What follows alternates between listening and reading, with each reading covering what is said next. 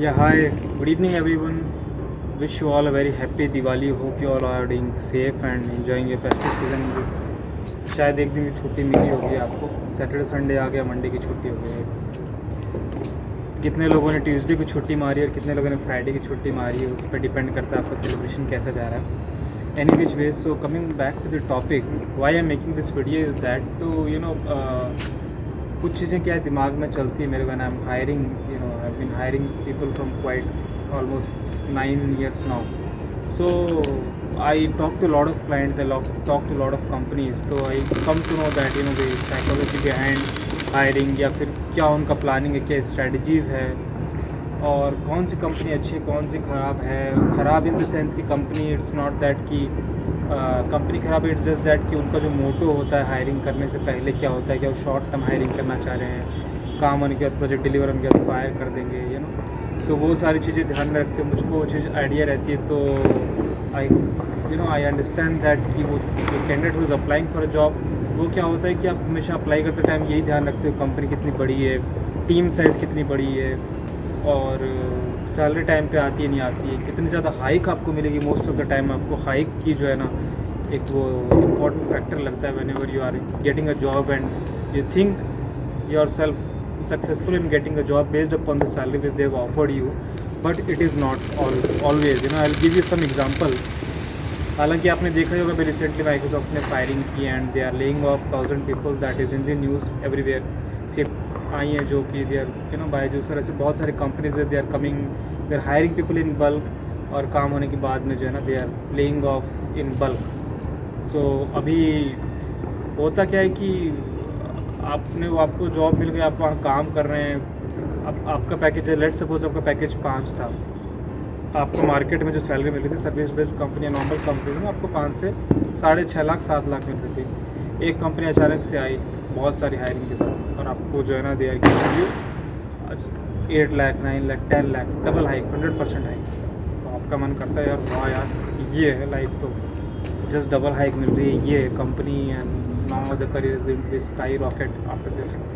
But अचानक से आप काम कर रहे हो, 6 महीना काम किए, कंपनी का प्रोजेक्ट क्लोज हुआ, और एक कॉन्ट्रैक्ट एम्प्लॉय की जैसे फुल टाइम एम्प्लॉय को उन्होंने फायर कर दिया. अभी you are at nowhere, क्योंकि आपकी लास्ट सैलरी 5 थी, अभी आप 10 के ऊपर तो हाइक मांगने से रहे, और 10 भी वही कंपनी दे रही थी क्योंकि उसका प्रोजेक्ट ऐसा था, उसकी बिलिंग ऐसी थी, तो मार्केट में आपको सैलरी नहीं दे रही. अभी आप या तो कम पैकेज वापस पीछे आ जाओ, यू विल फील गिल्ट, फिर आप वापस डिप्रेस्ड हो जाओ, जो आपका अंदर एक्साइटमेंट था वो ख़त्म हो जाएगा.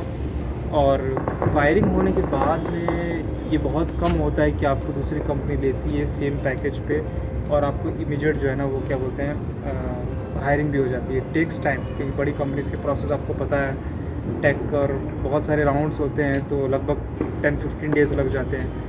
और प्लस ये भी होता है, कई बार आप ज़्यादा पैकेज मांगो तो कंपनीज क्या करती है कि 1-2 राउंड लेके आपको होल्ड पे डाल देती है कुछ दिन के लिए, and then try to check with other candidates जिनका कम पैकेज है.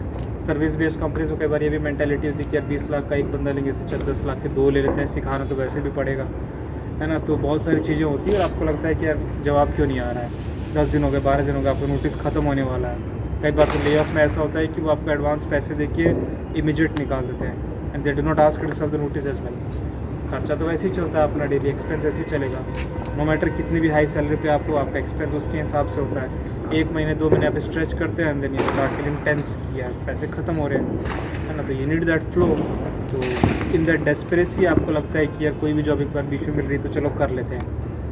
आप राउंड द सर्कल आप वापस वहीं पहुँच गए जब आप 5 लाख पे थे, और आप वापस जो है ना, अगर आप 6.5 लाख पे होते तो आप वापस उसी सर्कल से वहीं पहुँच जाते हो कि वो जो चीज़ थी, एक जो हवा क्रिएट हो जाता है अच्छे पैकेज का, वो ख़त्म हो जाता है. तो शॉर्ट टर्म गोल लेके नहीं, आप हमेशा अपना होमवर्क करो, मेरा यही मानना है.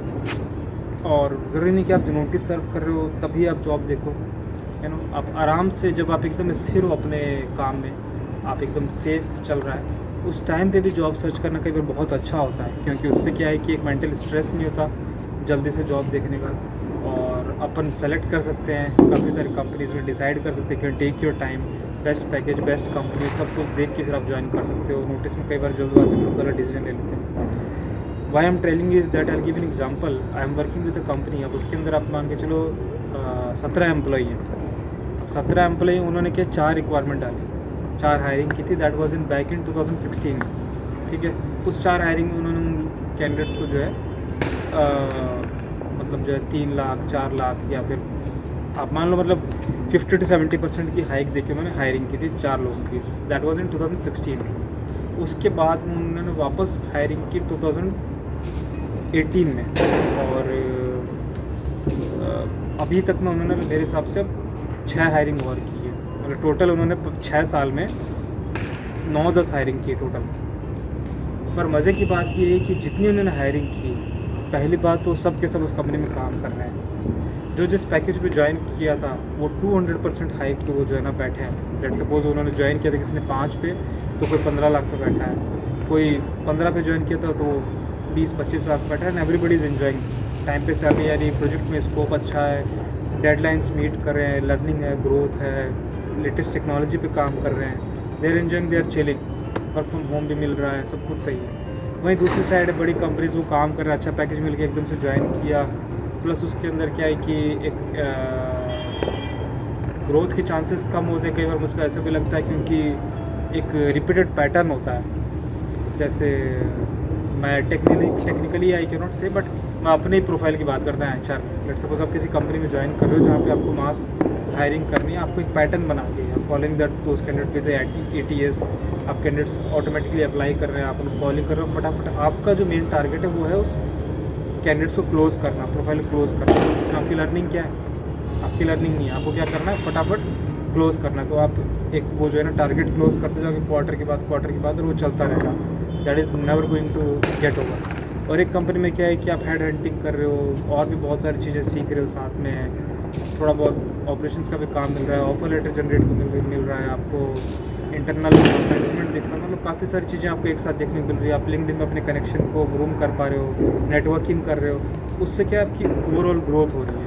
अब वो काम करके आप अगर आप 3 साल बाद दूसरी कंपनी में जाते हो तो आपको डैम श्योर कि आपको अच्छा पैकेज मिलेगा। लेकिन आप ये काम करके जा रहे हो तो आपको वैसे ही काम में आपको जहाँ पे मास हायरिंग वही रिक्वायरमेंट है। अदरवाइज़ आपकी जो नॉलेज की जो चीज़ है, फिर टॉप अबाउट द नॉलेज, वो ज़ीरो होगी, क्योंकि आपको एक ही चीज़ आती है, कैंडिडेट उठाओ, कॉल करो, प्लेस करो, उठाओ, कॉल करो, प्लेस करो, टारगेट पूरा वेरिएबल पे लिया और नेक्स्ट क्वार्टर में वापस काम चलो। तो एक तरीके से सेल्स हो गया। आई एम नॉट टेलिंग कि ये भी एक ख़राब है, लेकिन होता क्या है कि आपको ओवरऑल ग्रोथ देखना होता है। वैसे ही टेस्टिंग में, डेवलपमेंट में, सब में होता है। जिस प्रोजेक्ट पे आप काम कर रहे हो उस प्रोजेक्ट के अंदर भी कितना स्कोप है वो भी बहुत इंपॉर्टेंट होता है।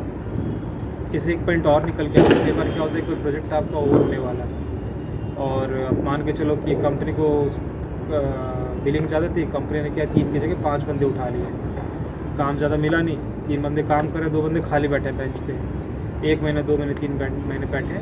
उसके बाद में जो बंदे बैठे उनकी सैलरी आ रही वो चिल है, उनको लग रहा है कि यार सैलरी आ रही है, सब कुछ ठीक है ना, चल रहा है, क्या दिक्कत है, बैठे हैं खाली। तो वहाँ पे आपको डिसीजन लेना होता है। आइदर आप जो है अपने प्रोजेक्ट मैनेजर के, अपने लीव हेड के, या फिर जो भी आपका इमीडिएट मैनेजर है TL है, आप उसको अप्रोच करो, आप उससे कुछ काम मांगो, टास्क मांगो, कहीं ना कहीं आप इन्वॉल्व हो। क्योंकि आप खाली बैठ के पैसे ले रहे हो तो आप मान के चलो कभी भी देखिए ना ask you to leave the company, क्योंकि आप खाली, आपको कुछ काम ही नहीं है। तो आप कभी भी चिल बैठे हो कंपनी में और आपके पास काम नहीं और आप सैलरी उठा रहे हो, तो don't get happy, don't get relax.